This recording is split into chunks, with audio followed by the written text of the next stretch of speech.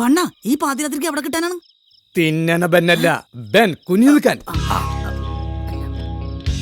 അയ്യോ, ഇതാണല്ലേ ബോസിന്റെ മൂലവിട്ടത്തെ പ്ലാനിങ്. എവിടെയാണ്?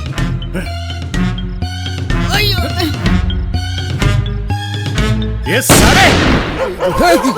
പൊട്ടി എങ്ങോട്ടോടാ? ആംബുലൻസ്.